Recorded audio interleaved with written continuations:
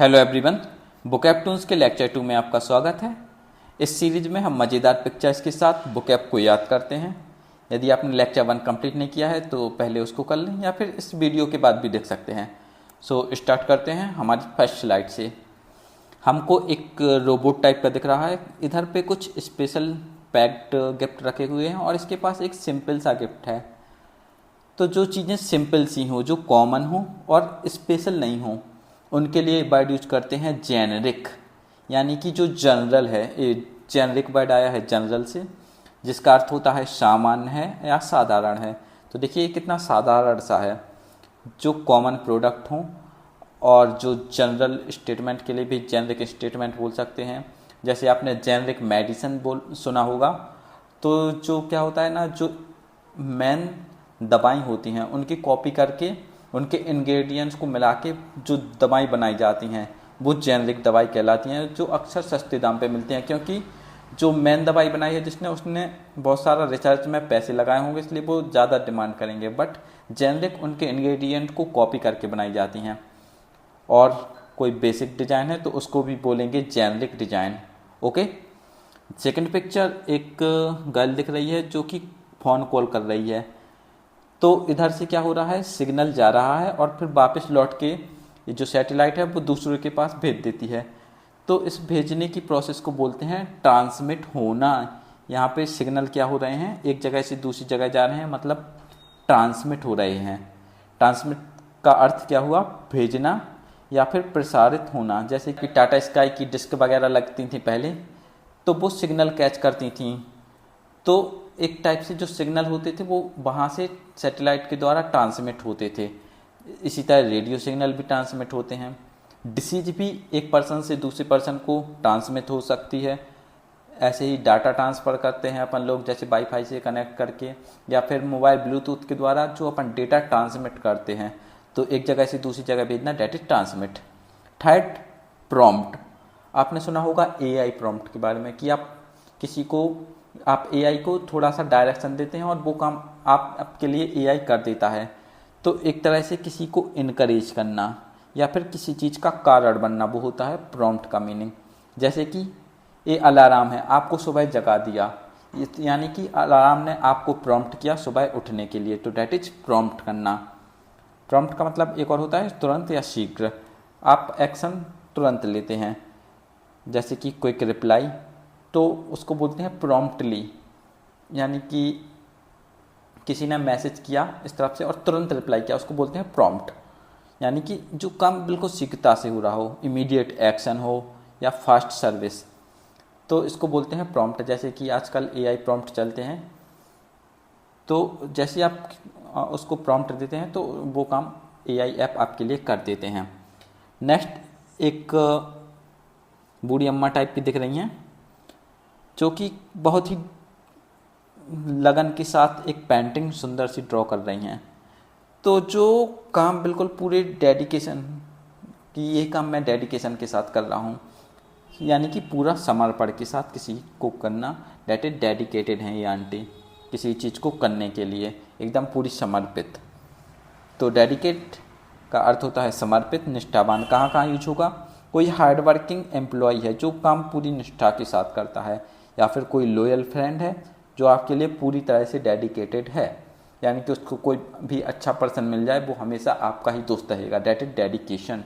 या फिर एसएससी में आपको बहुत फोकस्ड रहना होगा, खुद को बहुत ही डेडिकेटेड वे में स्टडी करनी हो गई, तो ये थे मतलब डेडिकेशन का। ओके, बाद में इन सबको रिवाइज करेंगे एक बार और। तो बढ़ते हैं नेक्स्ट स्लाइड पे। सो फर्स्ट है, एक छोटी सी परी दिख रही है आपको, और जो कुछ चीज़ को पीछा कर रही है, शायद ये बहुत छोटी छोटी सी तितली टाइप की हैं। तो जो बहुत ही छोटी हो, that is a very small amount, उसको बोलते हैं आयोटा।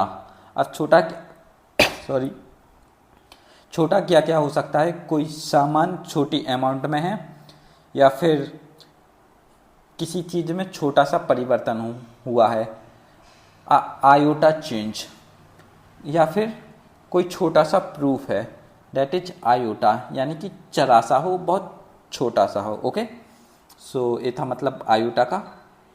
नेक्स्ट इज एक बॉय दिख रहा है जो काफ़ी सारी चीज़ें जैसे कि वैगन, गाजर और बहुत सारी जो फसल है, यहाँ पे लिखा हुआ है हार्वेस्ट, इसका मतलब होता है फसल, और कद्दू वेजिटेबल्स लिए हैं, ठीक है।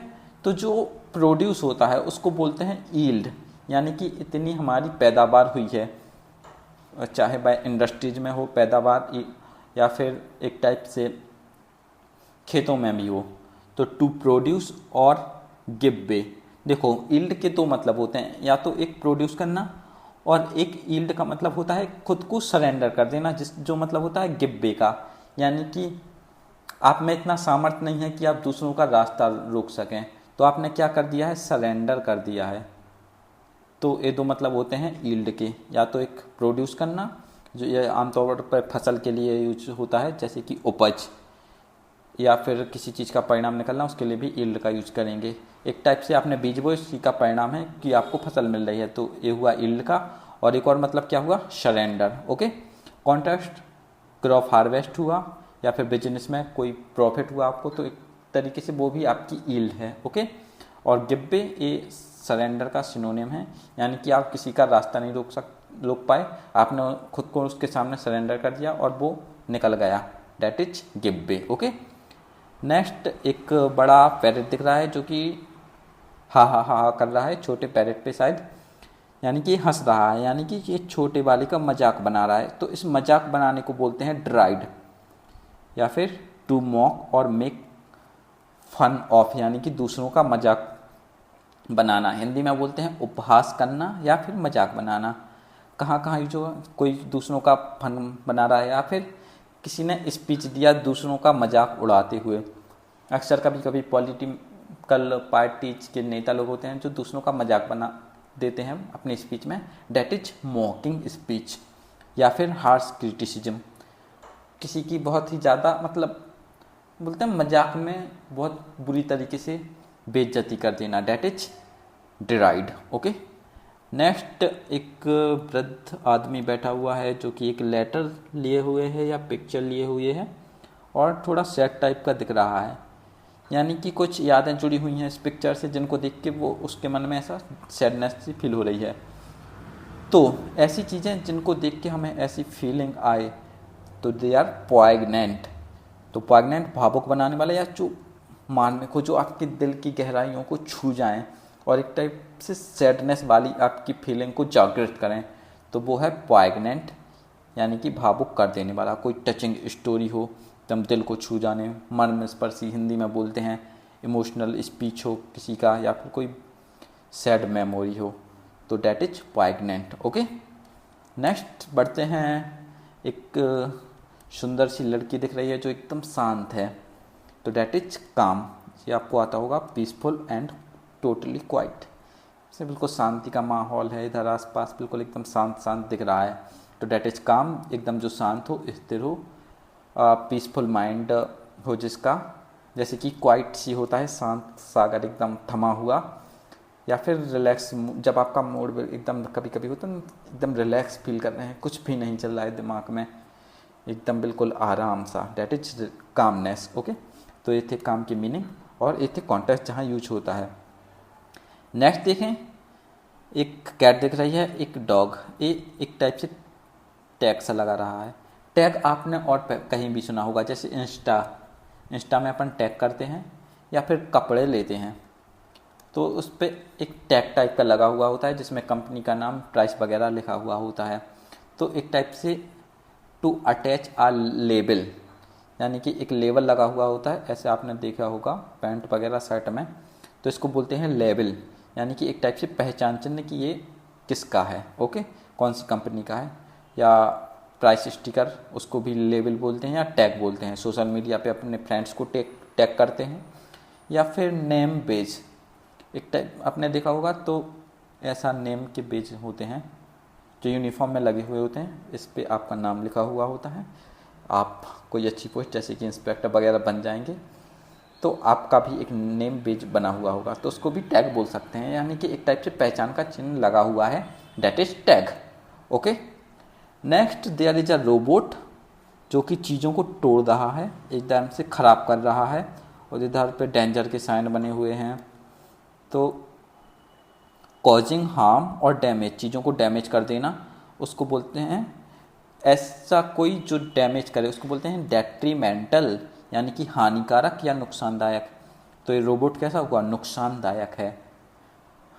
जैसे कि smoking is detrimental to health, यानी कि नशा करना सेहत के लिए हानिकारक है। तो इस टाइप से हम हेल्थ डेट्रीमेंटल का यूज कर सकते हैं हेल्थ रिस्क के लिए, जैसे मैंने बताया। कोई हार्मफुल हैबिट हो जैसे कि स्मोकिंग, या फिर किसी और चीज़ का बुरा प्रभाव पड़े, तो उसके लिए भी वर्ड यूज करेंगे डेट्रीमेंटल। ओके, नेक्स्ट आपको एक दादाजी टाइप के दिख रहे हैं और इतने सारे गिफ्ट रखे हुए हैं। तो जो इतने सारे हैं उसके लिए वर्ड यूज करेंगे न्यूमरस, जिसका मतलब होता है इन लॉट्स ऑफ नंबर, यानी कि नंबर में बहुत ज़्यादा होना। तो न्यूमरस, अनेक, बहुत सारे। जैसे आपके पास बहुत सारे ऑप्शंस हों करने के लिए, तो that is you have numerous options. Large, बहुत सारे लोग हों तो न्यूमरस पर्सन बोल सकते हैं, या फिर बहुत सारे कारण हों, न्यूमरस रीजन्स। एसएससी करने के या फिर कोई कॉम्पिटिटिव एग्ज़ाम की तैयारी करने के लिए आपके पास न्यूमरस कारण होंगे कि फैमिली बैकग्राउंड इतना अच्छा नहीं है, और भी बहुत सारे रीजन्स होते हैं कि आपकी पसंद है गवर्नमेंट जॉब करना। तो दीज आर न्यूमरस, यानी कि लार्ज इन नंबर्स। ओके, बढ़ते हैं नेक्स्ट स्लाइड पे। एक बॉय दिख रहा है, इधर पे काफ़ी चीज़ें फैला रखी हैं। तो ये लैंप है, इधर ये बुक का पेज दिख रहा है, ये बुक इधर उधर फैली हुई है, ये ग्लोब टाइप का है। तो जब बहुत ज़्यादा कन्फ्यूजन डिसऑर्डर में हो चीज़ें, इसको बोलते हैं काओस, अव्यवस्था या हंगामा। कभी कभी ये स्टेशंस वगैरह पे आपने सुना होगा कि काफ़ी ज़्यादा भगदड़ मच गई है, डेट इज काओस। ट्रैफिक जाम में कभी कभी होता है कि एकदम भगदड़ मच गई, या फिर कभी अचानक से लड़ाई होने लगी, तो एकदम से बाजार है जैसे भरा हुआ, काफ़ी सारे लोग हैं, अचानक से लड़ाई होने लगी तो लोग इधर उधर भागने लगे। या फिर मैसी रूम, काफ़ी ऐसा गंदा सा रूम फैला के रखा है, तो उसको भी बाइट यूज करेंगे काओस। या ओके, सो बढ़ते हैं नेक्स्ट पे। एक सुंदर सी परी टाइप दिख रही है, और इधर पे एक फूल लगा हुआ है, एक पौधा है। शायद इसने कुछ मैजिक कर दिया जिससे इस पौधे में फिर से जान आ गई है। तो किसी चीज़ में फिर से जान डाल देना, या फिर एक टाइप से रिफ्रेश कर देना, इसको बोलते हैं रेजुविनेट, यानी कि तरोताज़ा कर देना या फिर नया जीवन देना। जैसे स्पा ट्रीटमेंट, आपकी बहुत अच्छे से मसाज वगैरह हो जाए तो आप एकदम से बिल्कुल तरोताज़ा फील करने लगेंगे। या फिर हॉलीडे का ब्रेक हुआ, एकदम आपको बहुत ज़्यादा काम कर रहे हैं और अचानक से एक बढ़िया सा ब्रेक मिल जाए, मज़ा आ गया है, तो वो होता है रेजुविनेट या फिर फ्रेश स्टार्ट। जब आप कोई चीज़ एकदम से, जैसे आपकी जॉब लग जाए तो फर्स्ट डे हो, आपको एकदम जो फीलिंग आएगी तो जो वो एकदम से तरोताज़ा करने वाले होंगे, तो डेट इज़ रेजुविनेट करना, यानी कि तरोताज़ा करना या फिर किसी चीज़ में जान डाल देना। ओके, नेक्स्ट एक पांडा लेटा हुआ है और एक बढ़िया आराम से सुस्त टाइप का है, और ये बंधा हुआ है, इस पर आराम एकदम पूरी तरीके से सो रहा है। तो ऐसे पर्सन जो एकदम ढीला है या सुस्त है, ये दिख रहा है बिल्कुल मस्त सो रहा है, तो उसके लिए वर्ड यूज करेंगे स्लैक, जो लूज है, या फिर लैकिंग एफर्ट, जो कोई काम करना नहीं चाहता, तो डेट इज स्लैक। अब ये काय के लिए यूज हो सकता है, लूज रोप के लिए, कोई रस्सी ढीली है उसके लिए भी स्लैक वर्ड यूज कर सकते हैं। कोई बहुत स्लो वर्क करता है तो उसके लिए ये पर्सन स्लैक है। या फिर केयरलेस एफर्ट, कोई मतलब मुझे कोई मतलब ही नहीं है रिजल्ट से, बिल्कुल ऐसे ही चल रहे हैं, तो वो भी पर्सन क्या हुआ, स्लैक हुआ अपने काम में, कि जैसा चाहे हो, मैं तो जो चाहे रिजल्ट हो। एक होते हैं कि बहुत ढंग से मेहनत करने वाले, और एक चलने दो जैसा चल रहा है, that is slack. Okay, principle, देखो प्रिंसिपल दो यूज होते हैं, एक ये होती है स्पेलिंग प्रिंसिपल की, ये तो प्रधानाचार्य जो स्कूल के होते हैं, एंड दिस इज प्रिंसिपल एक और। ओके, इसमें से होता है अ फंडामेंटल ट्रुथ और रूल, देखो ये अंकल जी टाइप दिख रहे हैं, कुछ पेपर्स या बुक टाइप लिए हैं। तो ये जैसे बोलते हैं नहीं कि ये सिद्धांत हैं, ये महात्मा गांधी, सत्य और अहिंसा गांधी जी के सिद्धांत थे, हमें उन पे चलना चाहिए। तो these are those principle. Okay, सिद्धांत या मूल नियम किसी के जीवन के, मोरल वैल्यूज या फिर साइंटिफिक लॉ हो तो उनको भी इसमें कवर करेंगे। एंड कोर बिलीफ जो एकदम जिन पे आदमी चलता हो कि ये मेरे बिल्कुल अटल सिद्धांत है, मैं इनसे कभी पीछे नहीं हटूंगा। तो ये हुए प्रिंसिपल के यूज। नेक्स्ट है एक लड़की दौड़ने के लिए रेडी है और जो तैयार हो एकदम स्टार्ट करने के लिए, और स्टार्ट करने को ही बोलते हैं कमेंस। किसी चीज़ को प्रारंभ करना, शुरू करना। रेस प्रारंभ करने के लिए रेडी है तो यानी कि ये रेस कमेंस कर रही है। ओके, यानी कि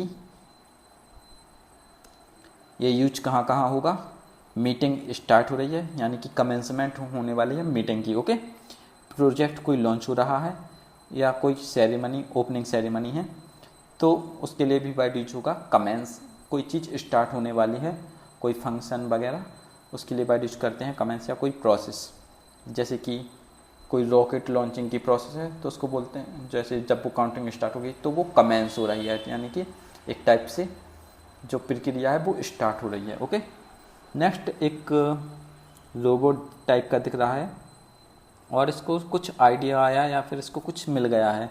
एक मान सकते हैं कि ये कोई कार्टून वाला साइंटिस्ट है, इसने कोई डिस्कवरी कर ली है, एन इम्पोर्टेंट डिस्कवरी और सडन एडवांस। उसके लिए वर्ड यूज करते हैं ब्रेक थ्रू, जैसे कि discovery of electricity was a breakthrough in human history. महत्वपूर्ण उपलब्धि, बड़ी सफलता, यानी कि पहले चलती नहीं थी इलेक्ट्रिसिटी, तो निश्चित ही हमारे लिए एक इलेक्ट्रिसिटी का खोजा जाना एक बहुत बड़ा ब्रेक थ्रू था। कहाँ कहाँ यूज हो सकता है, मेडिकल डिस्कवरी में या फिर कोई न्यू टेक्नोलॉजी, जैसे कि आजकल एआई एक न्यू ब्रेक थ्रू है, या फिर कोई बड़ी विक्ट्री हासिल की हो। नेक्स्ट फिगर में आपको दिख रही है एक छोटी सी बिल्ली जो कि पानी को गिरा दिया इसने, यानी कि इस गिराने को बोलते हैं स्पिल कर देना, to let liquid flow out accidentally. किसी चीज़ को, लिक्विड को गिरा देना, डेट इज स्पिल।